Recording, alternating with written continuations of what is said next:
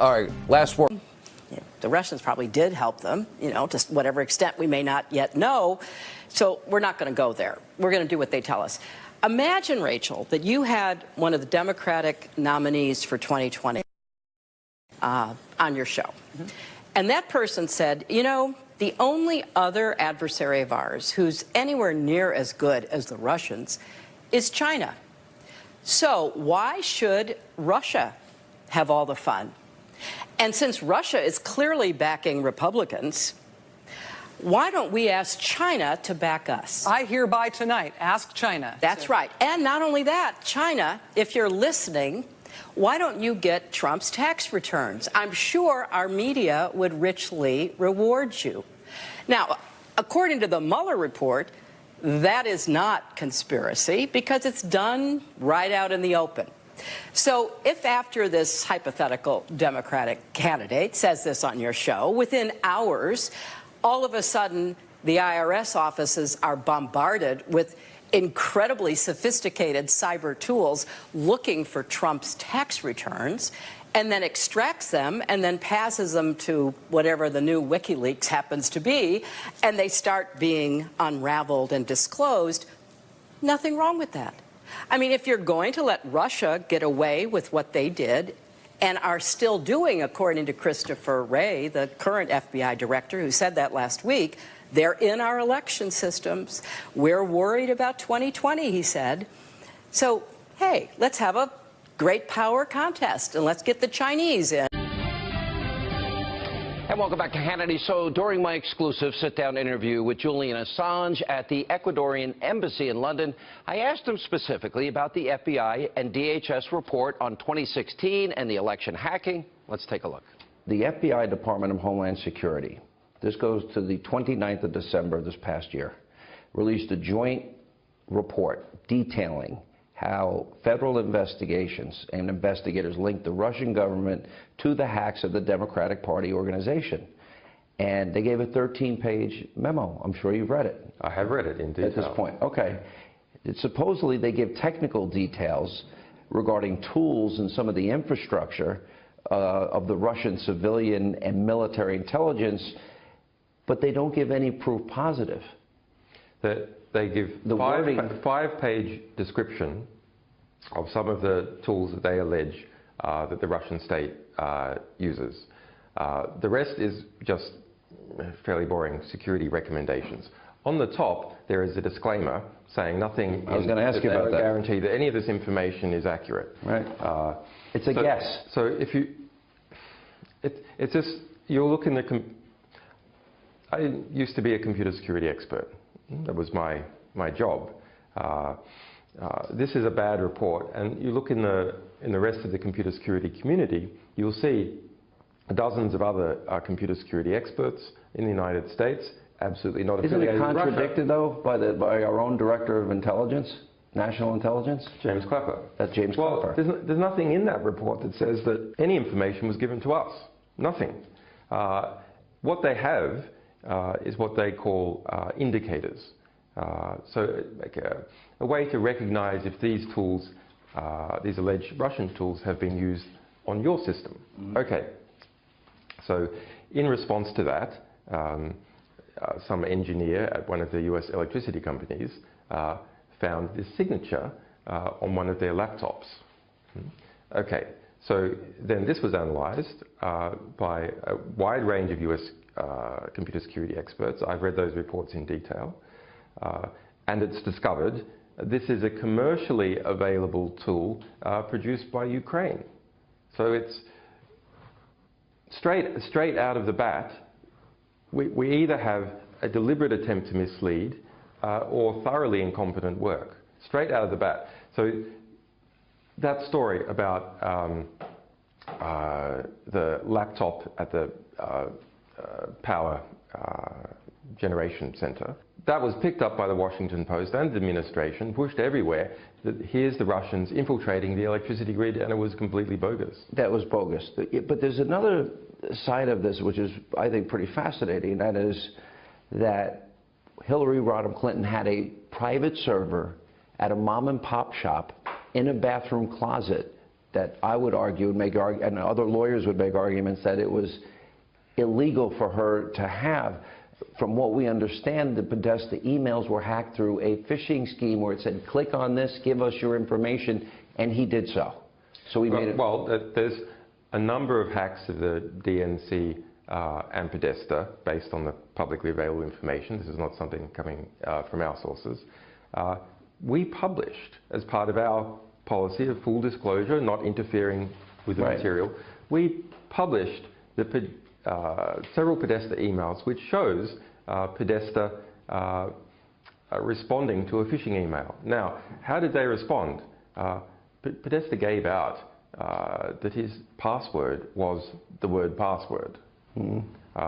His own staff said, this email that you've received, this is totally legitimate. So this is something a 14-year-old kid could have hacked based on that. Podesta that way. In relation to computer security and Hillary Clinton's security, those Secretary of State emails, if you read closely FBI reports and the emails that we released related to Hillary Clinton, you'll see Aberdeen had access to them. A variety of technicians at this very small IT company had access to them. They were shipped through the post in a laptop. She had over a dozen different devices keyed in to have access to them, her iPad, etc. She made almost no attempt to keep them secure from states. Now, was she trying to keep them secure from the Republicans? Well, probably. But in terms of foreign states, almost no attempt. The reason we have these laws, though, are for transparency, and she wanted to avoid congressional oversight. Absolutely. Absolutely. That's absolutely my interpretation as well. Now, WikiLeaks has been a very strong proponent of the Freedom of Information Act. This is probably actually, if you think about it, probably against our interests as a publisher. But we believe that people have the right to know true information about what the government is doing. Now, the Freedom of Information Act has been subverted. We published Sarah Palin's emails. Why? Because she had, when she was governor of Alaska, she maintained an account that was being used, intentionally or not, to evade the Alaskan Freedom of Information Act. So we published them back in 2008. In the report. With respect to the word, can I have a minute? I just want to nail down, you used the word spying about authorized DOJ investigative activities. Are you talking about my testimony before the House Appropriations? Yes. Okay. In the entirety of your previous career in the Department of Justice, including as Attorney General, have you ever referred to authorized department investigative activities officially or publicly as spying? I'm not asking for private conversation. I'm not going to abjure the use of the word spying. I think, you know, my first job was in CIA, and I don't think the word spying has any pejorative connotation at all. To me, the question is always whether or not it's authorized and adequately predicated spying. I think spying is a good English word that, in fact, doesn't have synonyms because it is the broadest word incorporating really all forms of covert intelligence collection. So I'm not going to back off the word spying, except I will say I'm not suggesting any pejorative, and I use it frequently, as do media. When did you decide to use it? Was it off the cuff in the hearing that day, or did you go into that hearing intending to use the word spying? It was actually off the cuff, to tell you the truth, and when a senator, the Congressman, probably? Well, from Schatz, from Hawaii. It was here? Shaheen? No. Whoever it was, go ahead. Yeah, when he challenged me and said, you want to change your language, I was actually thinking, like, what's the issue? I don't consider it a pejorative. But if, frankly, we went back and looked at press usage, and up until all the FAW outrage a couple of weeks ago, it's commonly used in the press to refer to authorized activities, such as referring to the FISA court as the spy court. But it's not commonly used by the department. What? It is not commonly used by the department. My time is commonly used by me. Thank you. Peter Strzok says just went to a Southern Virginia Walmart, I could smell the Trump support. I cannot believe that a top official of this government, with the kind of power that these people had, would try to exercise their own prejudices, and that's what this is. It's open, blatant prejudice. Would try to use that in order to overturn a democratic election. And to my mind, that's the real crisis here. And it is a crisis, because if there's not accountability, if this can go on in the United States of America, well, then my goodness gracious, we don't have a democracy anymore. That was Senator Josh Hawley earlier today exposing the real corruption scandal inside, sadly, the highest levels of our government. Joining us now with more reaction to today's Senate hearing, Missouri Senator Josh Hawley, Fox News contributor. Karl Rove had a great column on this, by the way. Senator, sorry, I can't call you Josh. A little disrespectful. I'm a professional. Sure you can. But in all seriousness, I want to know if you agree with my conclusion. The Attorney General's answers to Lindsey Graham were clear. Not changing his mind on the Mueller report. Karl wrote about this today. And that these other issues are now in full investigative mode. Do you agree with that conclusion of mine? Absolutely. That's absolutely right. The Attorney General couldn't have been more clear. The Mueller report lays this false narrative of collusion and coordination and conspiracy to rest. There was none of that stuff. There was no obstruction. What we need to find out now, Sean, is how do we get here?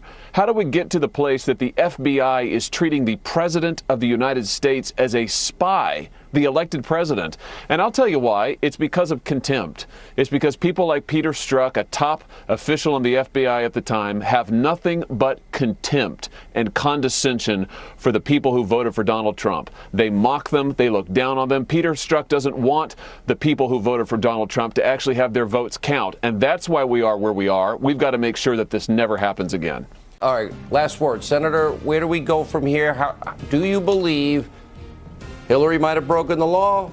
FISA court obstruction happened? In other words, a FISA abuse fraud? And did they try to use Hillary's bought and paid for dossier to unseat a duly elected president? Do you believe all that? Well, I believe that all of that's possible, and I believe we've got to get the facts, Sean, and that's where we go from here. We find out what happened. We find out what the facts really are. We find out how a spy investigation against a duly elected president got launched. That's what we need to do. If we need a special counsel for that, by the way, I'm all for it. But the American people deserve to know, or else we don't have a democracy. All right, last word.